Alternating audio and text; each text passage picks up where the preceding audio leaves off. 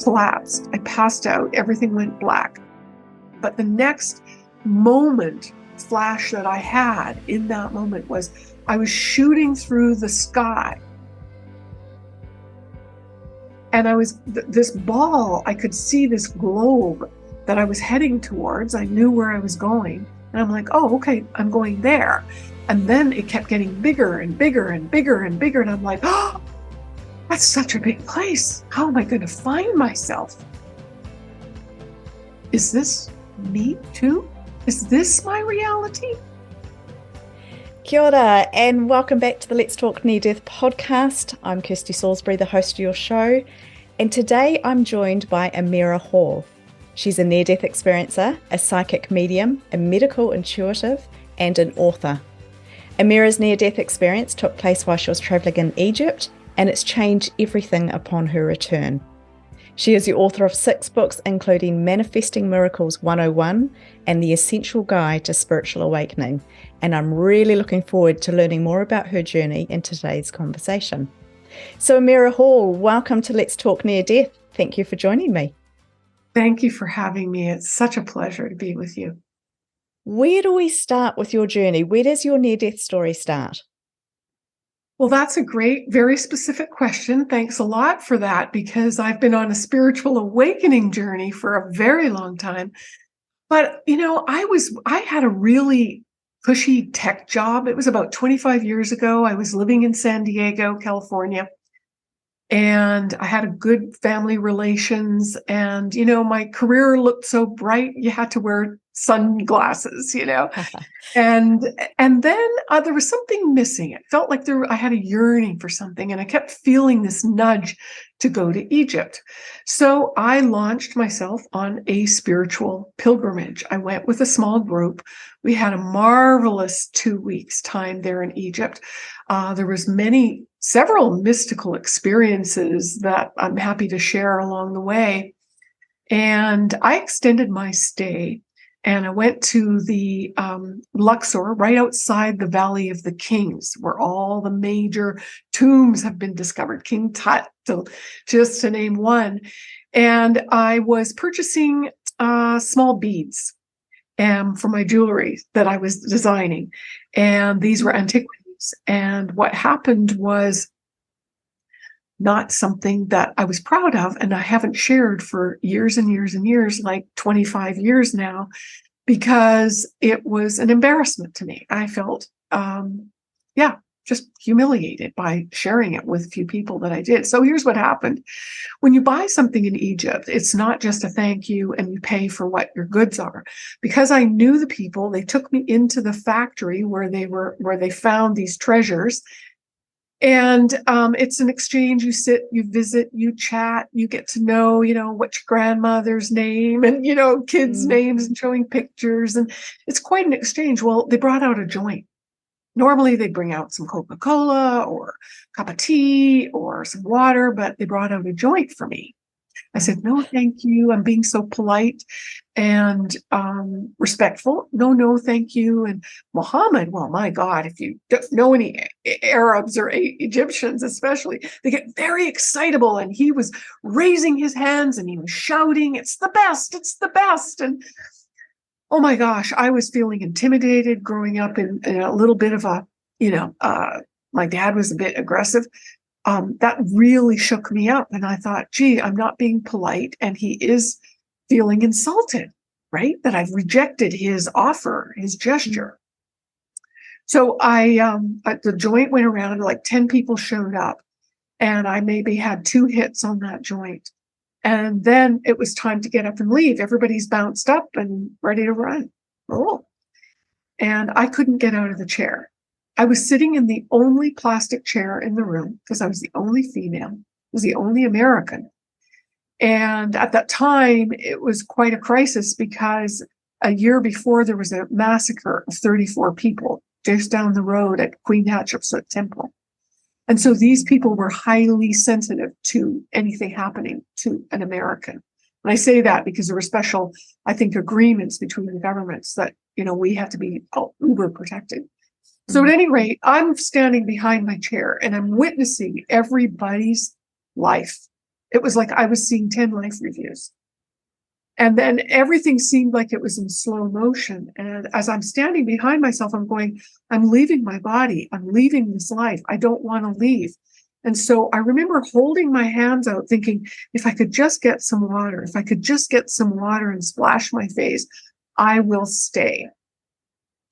But I remember my friend, I must have verbalized something, but I didn't hear it.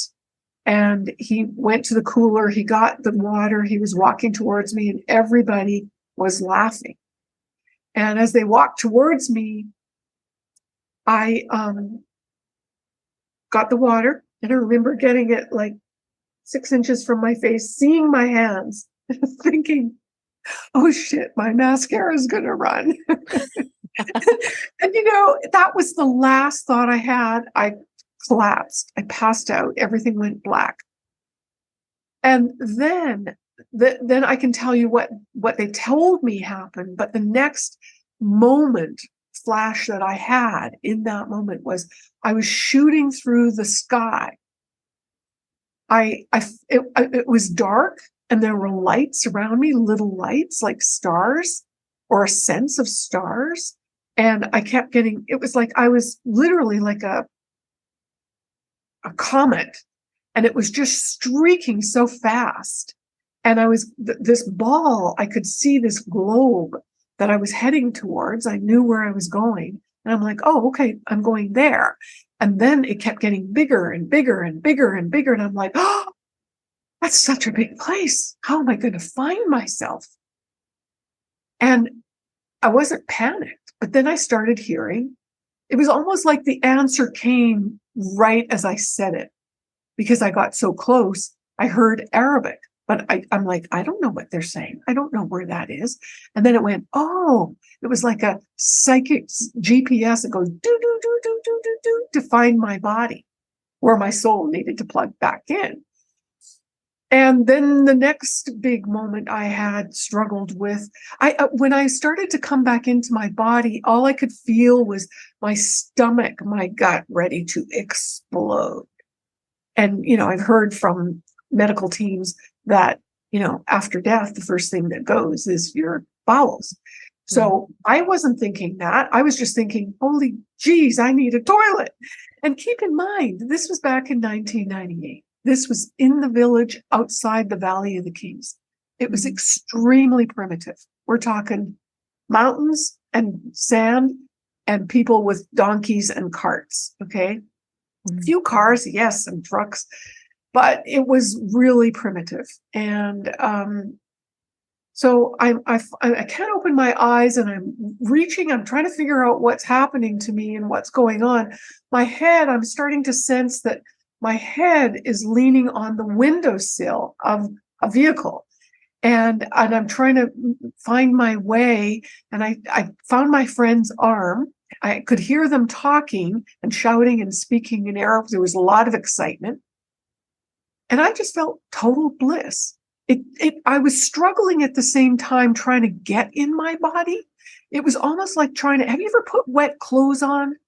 Oh, after swimming? Yeah. And it's creepy, right? It's cold. Yeah. It's awful. It's like, yuck. They don't fit. It's like the worst thing, right? And trying to put on a wet wetsuit is even harder. You're shimmying and pulling and that's what it felt like. And it felt like the longest time trying to get into my body. So when I reached out and touched him, I said, I didn't open my eyes yet. And I said, where are you taking me? And he said, something in Arabic, and I couldn't understand that. And then he realized, oh, she doesn't speak Arabic. So he says it, blurts it out, well, to the hospital, and screaming. I'm like, oh dear, that will kill me for sure. Because I'm thinking how primitive it is, right? Mm-hmm. They don't even have kitchens like we have in the West. Like we've got chickens and cats running around on the table, and they eat on the dirt floor at the time. And it was a mess. And so I'm thinking, oh God, I can't go to a hospital. I said, I need a bathroom. So the next bit was they had to carry me up the stairs. I couldn't walk, and I didn't realize I couldn't walk. And get me upstairs to a bathroom, and then laying on the bed, recovering, which I couldn't walk for about 2 or 3 hours, and I had to fly home that day from Luxor to Cairo, Cairo to New York, New York, Atlanta, San Diego, 24-hour journey. Mm. And here I am in this bed, and they're freaking out because of what happened last year to the something happened to me now, and there was that massive what do you call it, massacre. It just down the road. They were freaking out because they thought, oh my God, we're going to all go to jail. We're going to literally lose our livelihood and everything will, they were dedicated, desperate to get me healthy and happy. Mm. So there I am in recovery. They kept bringing me juice. They brought me fresh oranges. They brought me water and yogurt. And they had this sense that I was dehydrated. So that's an interesting note. But what was happening for me immediately is that when I looked at the armoire across the bedroom, I could see the goddess Sekhmet. She's the Egyptian goddess with a lion head and a female body. And having walked through Egypt and having these many mystical experiences and deep meditations for the previous 2 weeks, I was like, what the hell am I seeing? What is that? Okay, I remember who she is. I couldn't even really remember her name. And then I look outside, there was a small window to my right. There was these sheer draperies just fluttering in the wind. The shutters or the window was completely wide open. And I was just thinking, I'm looking out there at the Green Nile Valley and the mountains and the sky. That's real. I am not looking back at this armoire. That ain't real. So it was just like, my God, what is happening? And I tried to shut it off. It wouldn't stop. So I just remember laying there and feeling such bliss, such utter love. And the most interesting thing is, as I was sort of in and out of coming into my body still, as I said, I couldn't walk. My friend was wearing a t-shirt that said, love is all there is. Mm. And that was one of the things. So fast forward, I had to leave that day. And so there was a slow process of me coming into recovery, getting on the plane. My friend flew with me from Luxor, which he had never flown in an airplane before in his life, and he was petrified. Wow. But he was more concerned about his family and what was going to happen if he didn't make sure I got the hell out of the country. So he escorted me to Cairo. I had some friends waiting for me at the airport. Well, they weren't waiting for me. They were extended their trip too. We happened to be on the same flight. And I asked them, I said, who's this lion goddess with a female body? And they said, oh, that's Sekhmet. She is the healer of healers. She was the patron saint of all the doctors in ancient Egypt. So, oh, that's interesting. Get on the plane, slept all the way back to New York, got out of the airplane on the jetway and into the airport, and all the people appeared like walking paper dolls. And all I could feel was this heavy grief and anger and pain. And I was just almost hyperventilating. I was like, I don't want to come back here. This is a horrible place. This is just evil. This is just ugly. And I was sitting there in New York. I was just so frightened. I was reading my book. So it was like I was in, this has been 25 years of trying to figure out what happened. I think I was in both realms. Or coming back into my re-entry, I hit this frequency of despair. Some people might call it hell. But as I was sitting there, I started to realize, am I living in the land of paper dolls? Is this me too? Is this my reality? So flat, two-dimensional, struggling, suffering. Well, I got back to Atlanta, from Atlanta to San Diego, and it was the fresh air from the Pacific air that hit me. I think all of a sudden all of that stopped. But I struggled with anger and depression and fear for about 9 months. So I went on a journey of what happened. Where did I go? I'm not the same. Something happened. So I had enough sense. And as I said in the beginning, I'd been on a spiritual journey. I have done classes. I had done spiritual exploration, studying with the, esoteric mystery schools, and religious science, unity teachings, the science of thinking and grow rich. I, had a long curiosity of all of these things. But nothing made sense to me. And, we didn't have internet back in 98, and there was really nobody talking about near deaths. And so as I would go out and just share with a few people, like they'd go, that's nice. You had a real trip, didn't you? So it was like, it wasn't a trip. I know I'm different. Call it what you want. So I thought I had a heart issue because when I had smoked pot a few times in my life, and the reason I refused is it never did anything for me. I'm like, you guys enjoy it if you enjoy it. Give me a light beer. I'd rather enjoy that. But I just wasn't. And so that was the reason I refused it. And also, I had been on a detox for a month prior to that. So my system was highly sensitive. Right. And when the doctor, he did a full, comprehensive checks. He said, the only thing that's off, Amirah, is you've got low amino acids. And he told me, and I told him the whole story. He says, you know that more people die of dehydration than a lot of other things. And I didn't know that. And I thought, oh, that all makes sense. So we were very concerned there about how we were drinking, what we were drinking. Maybe, there's a good chance that drug knocked me out. I had been prepped for a spiritual journey, so to speak, and it just took me out. So what was so fascinating is that on my journey of finding out what happened, where did I go? That was my big quest. I remember going to the Book Expo of America in Los Angeles.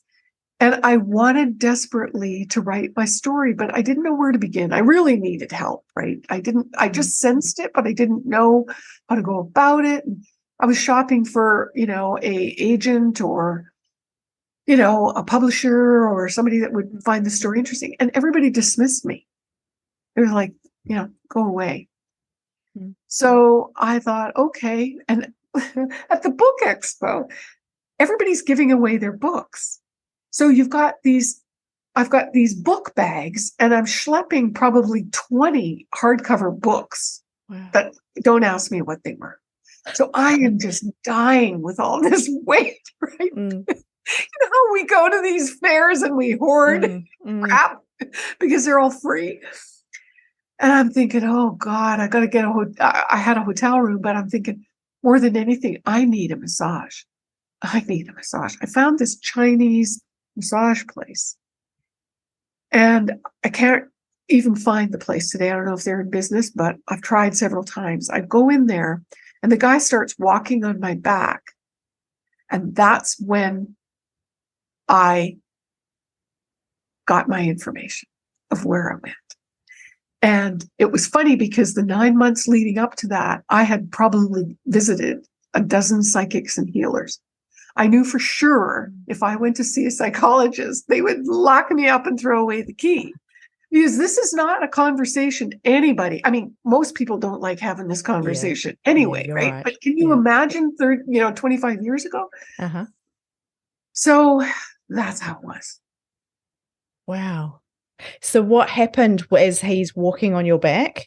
You're very brave, by the way. I don't think I'd like that. He's walking on your back. What you said, that's when you got the information, you had some understanding. Right. So what happened was immediately, it was almost like I melted into this. It was like my form literally melted to like a puddle. And then it sort of created this puff of a cloud, like, energy. And my guide appeared. It was just pure light. It was sort of like an orb or an oval shape, and said to me that we were going to go on a tour of the all, but I couldn't stay. And so I'm like, okay. So it was like I got on the wings of a giant bird, and this bird took me through multiple dimensions, took me to the first stopping point was a building. It was the most perfectly constructed, designed, and I know this sounds stupid, but I can't explain the level of perfection that I stepped into, is I guess what I'm trying to explain. Mm. And I started to understand that this is the form or the realm of creation, our structure, our 3D, and how we see things or how things. So I find myself immediately in this boardroom. I was at the head of the table, and there were these 12. I couldn't count them, but I just got the number. There were 12 beings. They were all dressed identical, and they had these glowing heads. It was like the top of the head lifted up, and there was this glowing light at the top, and these streams of light just streamed from their heads into mine. And the message was, you can know anything you need to know when you need to know it. Wow. Overwhelming. Then I was like, bloop, immediately transported into this doorway. It was a giant hallway with a massive door. And there were doors on either side for as long as I could see. And my guide said to me, you can choose whatever door you want to enter, but you can't stay. So I'm like, okay, yeah, okay, no big deal. So I go into the first door to my right. It was a gold door.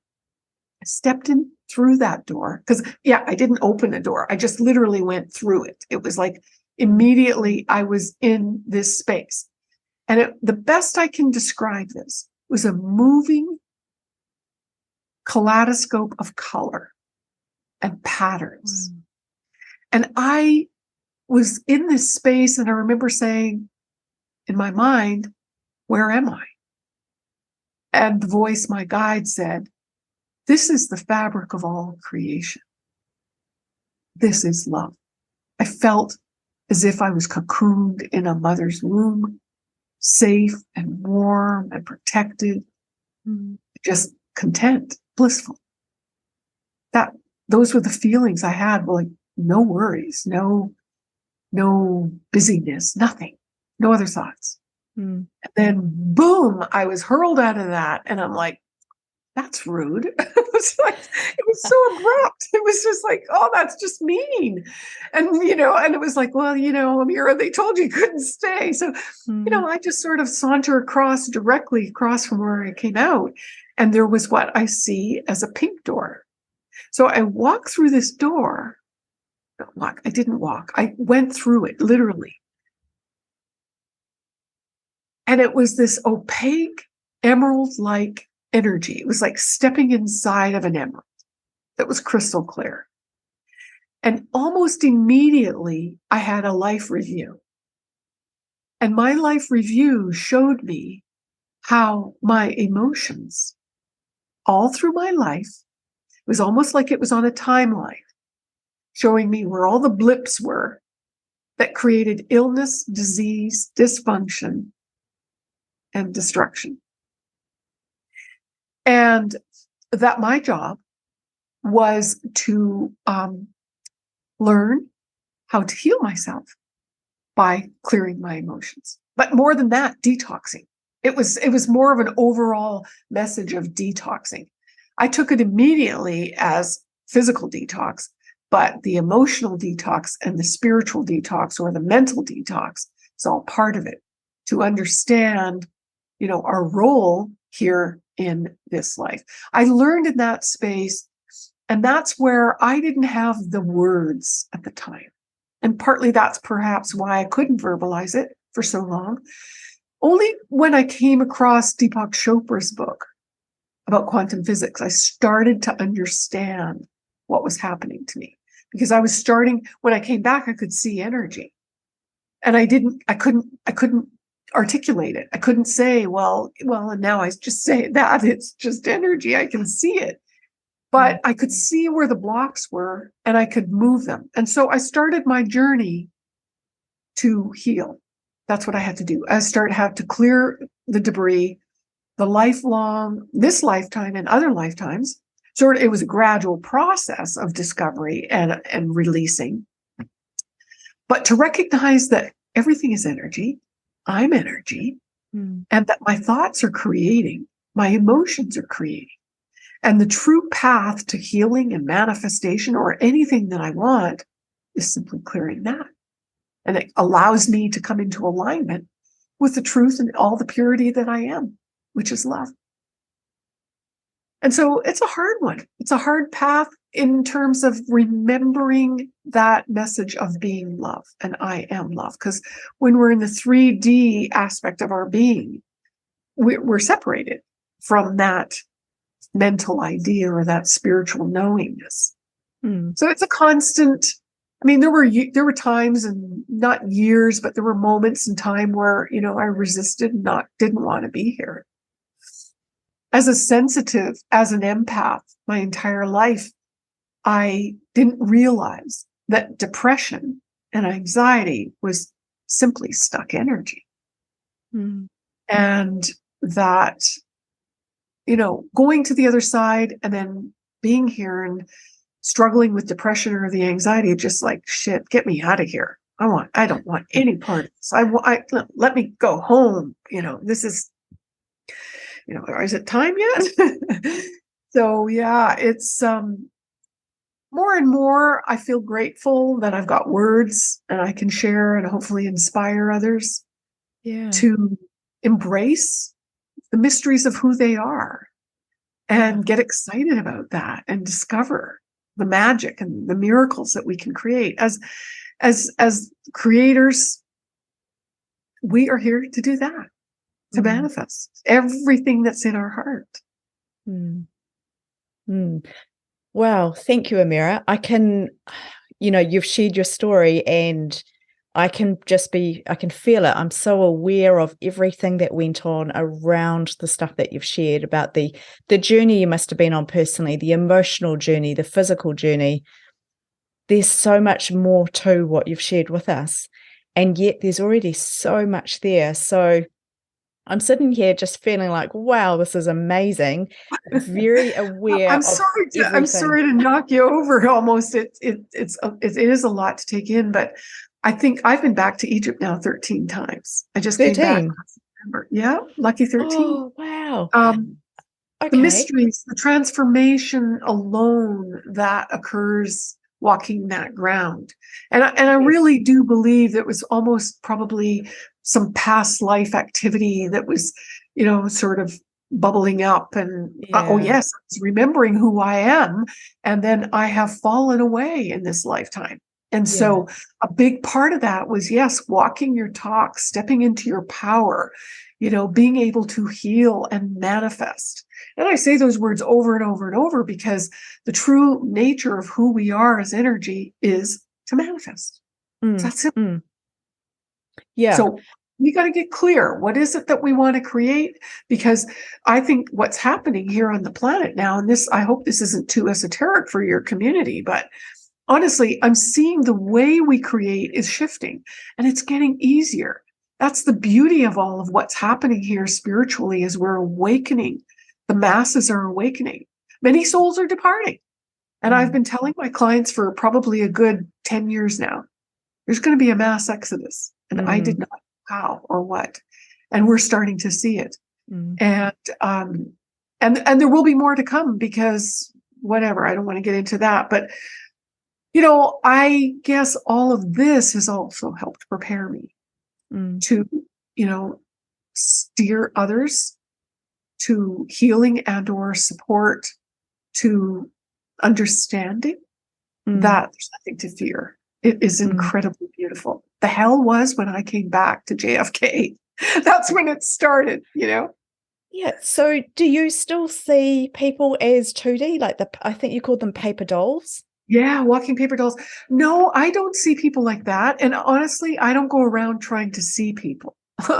I could be sitting next to somebody having a glass of wine or standing in the grocery store.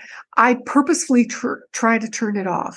Yeah. But if I'm in conversation with somebody, I might just, pick something up and, oh, gee, I can't think of anything right off because I'm channeling the whole experience. But things will just come out in my conversation and they're just like, oh yeah, actually that did happen, Yeah. And so like I was talking with a client earlier today and I said, did you have some questions? She goes, no, I don't. And then about 5 minutes later, she says, oh yeah, could you have a look at my doggy? Because he's all of a sudden got this thing on his back and got some pain in his legs. And I said, well, I see stuff around his ears. And she goes, oh, he's deaf. Oh, And, so wow. I just Yeah. will notice something or see something. And sometimes I don't even know I'm seeing it. Yeah. It's Yeah. so, it's so, and quite honestly, I believe everybody does that. Now, I might have a heightened awareness Mm.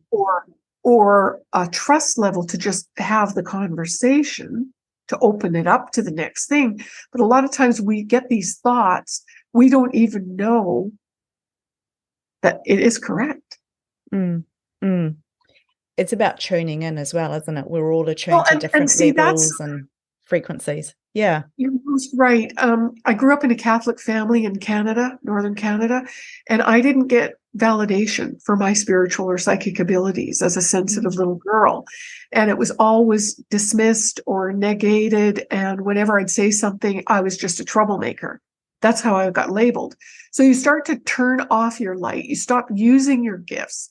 And that's really what happened. I was embarrassed to say that I could see things or know things. And it created, it's really hard dating because you can say something, and they'll go, no, that's not true. And I'm like, oh, da dum da dum da dum. And I know things. And sometimes I don't know how I know. Yeah. But Yeah. I think after the NDE, I could no longer deny it. As I said, had a cushy tech job. My career looked great. I came back thinking, okay, I'm going to get back in the saddle. Everything's good after I started getting on my healing path.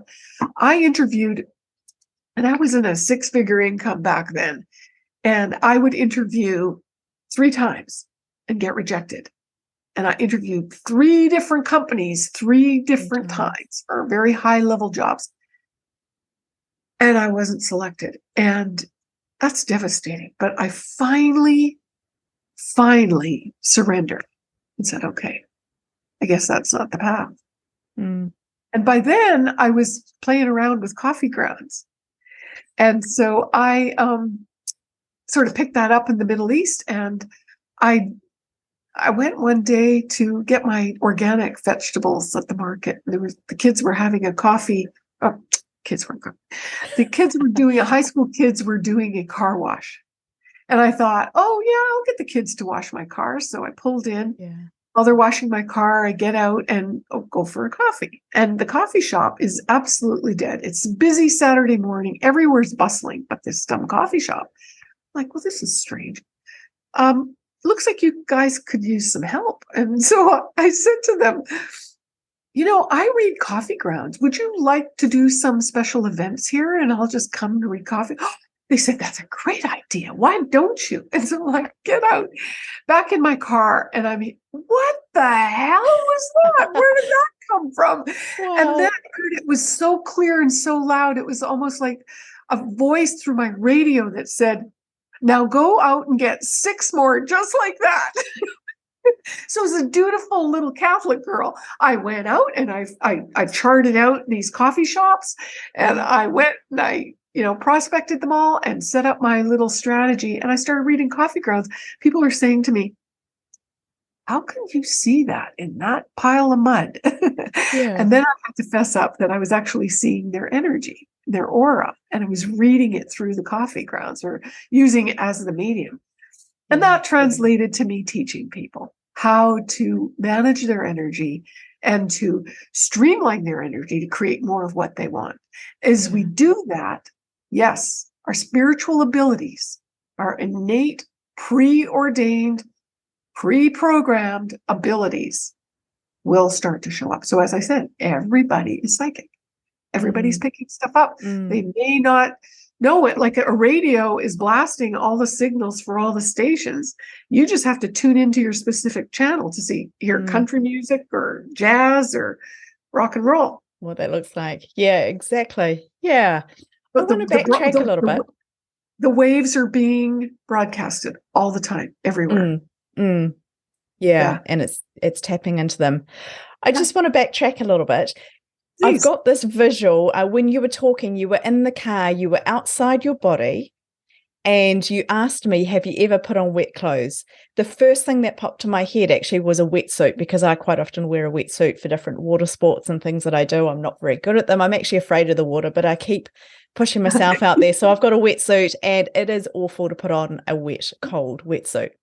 But you're there, you're in the back of the car, and I'm Oh, visually I'm not in the back of the car. Let me paint the picture. okay. So they load me up. Apparently, my body went hard, stiffened. I Mm, fell out of the only chair. I'm there on the ground. They grabbed me under the arms, dragged me out of the shop, and they were yelling my name at the top of their lungs. It was like a church bell through all of the village. It was Amir, screaming at me. He was pounding my chest with all his might. I call that Egyptian CPR. And so then they loaded me into the passenger side of a pickup truck. So this is a taxi in urban okay. village Egypt back then. So it's a pickup truck. The bed has got benches on this either side. So they pick people up. They're going down the road. People just jump in the back and they'll move along, right? And they'll give the driver a couple pounds as they get out. So there I am. I'm propped up with my head out the window. They're heading down the road trying to take me to a hospital. Meanwhile, I mean, that's their idea of giving me oxygen, right? Head out the window. And so that was it. And until I heard the voices. So from the time I collapsed, they dragged me out. They had to hail this truck or call them from somewhere. So that time frame to us, I don't know how long we'd been on the road, but they had to take me. So then the next crisis was, I need a bathroom. And they're flipping out like, oh my God, because back then there were no Western toilets. And there's a rule that a man can't be with a woman in a private place like that. I can't stand up. So what are they going to do? They've got these holes in the ground, right, for the feet. And I'm supposed to stand up and do my business. How is this? This was a crisis on crisis. Oh, that's just awful. And meanwhile, they're thinking, oh, we're going to jail. Our lives are over. Something's happened to this American. The government's going to, and believe me, when they throw you in jail, there's no coming out. There's no call to a lawyer. Oh, so it was like multifaceted, stressful, bombardment of what do we do now? Oh my God, this is all I wanted was a bathroom. I was completely at bliss. I was completely oblivious. And for that whole time, I was just in such utter peace. And there were a lot of other downloads and things happening. It was hard. Honestly, I was just doing everything I could to come back. Where was I? I think it took me that amount of time, the 9 months, 12 months, to really bring myself back. So that was my question right there, was you were trying so hard to get back into this body, putting on the wetsuit. You were trying so hard to return. Did you feel like you had any choice? Was there free will that you could maybe not return? Were you aware what you were returning to? I just felt total bliss, even though I struggled putting on the wetsuit.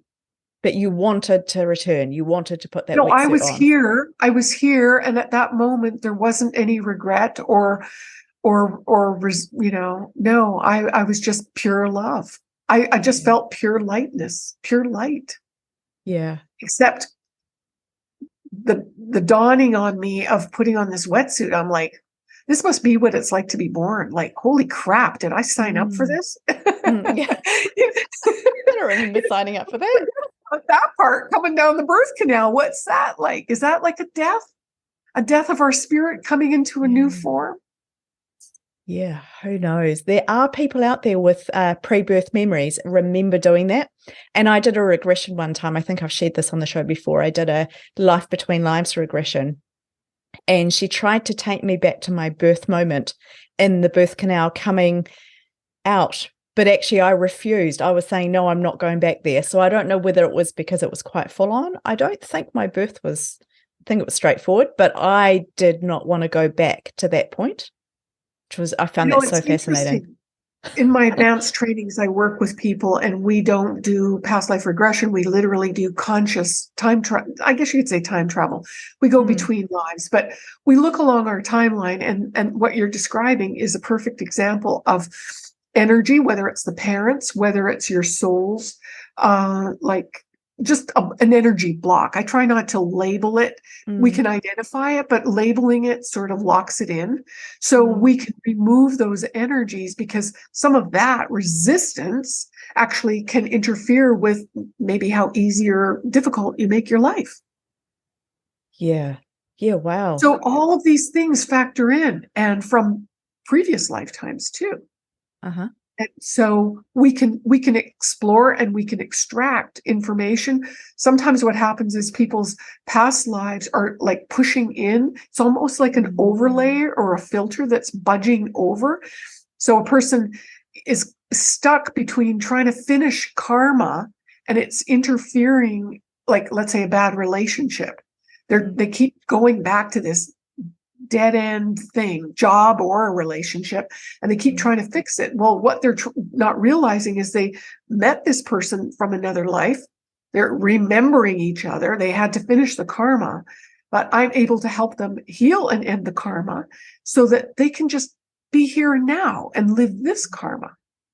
So it can be very complicated. Talk about quantum physics and the overlay and the interconnection, and you know what? It just all makes sense to me. Not that I'm supposed to make sense of it. It's just one of those things. It's like ordered chaos. It's just like, get over it. You're not going to figure it out. Yeah, absolutely. I love that point that you've raised about the karma, and we're living this lifetime, but we're trying to resolve previous karma. And what if there's multiple lifetimes involved in that? We've got different karmas from different life, so many questions. It's where we could go down so many pathways and spend 600 hours there. There's just so many thoughts. Yeah. Exactly. You talked at one point about how, I can't quote you perfectly, but you were talking about how anxiety and depression, I think you were saying, were simply energy blocks. Now, this is something that's very relevant for myself, for many people I know, for many of our listeners. I think most people have experienced a degree of either depression or some kind of anxiety phase in their life. You're saying it's energy blocks. How do we clear these? Well, that's a big question. Let me just paint a picture for you. This client of mine, her name is Donna, and her son committed suicide last summer. And when Donna came to me, she was really, really struggling, as any parent does, and for any of us losing somebody that we love in our lives. And I've been there myself. And so what I do is I just start, how can I say, I just start clearing the energy. If you could see fingerprints on a window, you go, oh, I can see it when I'm looking at this angle. If I look straight here, I can't see anything, right?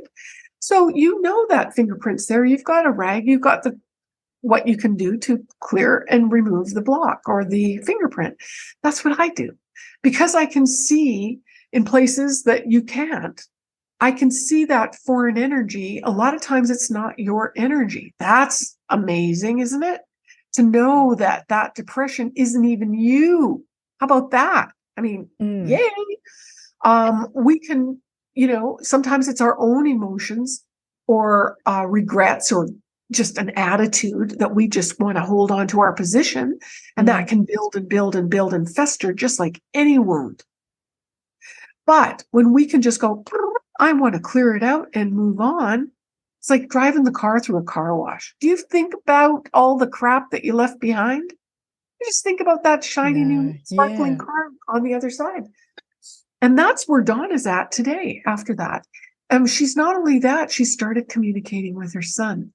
She can go to work and not have to put on a fake face of oh yeah, I'm going to be doing okay. Yeah. She is engaging. She's amused. She's cracking jokes, and she's just finding her light again. Yeah. And now it's not like he's gone anywhere. She's starting to have a growing connection with him. So whether it's a relationship, whether it's our kids or our parents or, struggling with our careers, all of those things, whatever we're fearing, or let's say we have an argument or a conversation with somebody at work and that just got, oh, I can't get over this. It bugs me. It just, there's something about you that's taking it personal or has taken on that foreign energy, almost like a magnet got stuck. Mm. And when we can do simple practice, I teach what I call quantum energy tools. They're simple tools. And number one tool that all of us need to learn and practice and practice and practice is called grounding. Mm. You may have heard of that. Mm-hmm. Do you want to just go through that for listeners who haven't heard the concept of grounding?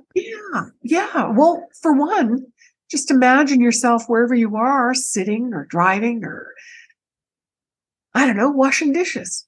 You just imagine from the base of your spine to the center of the earth, a cord or a lightning rod or a beam or a monkey's tail, for kids. My students used to teach their kids, cool. like, okay, we got to put our grounding. And they go, okay, Mom, I got my monkey's tail hooked up.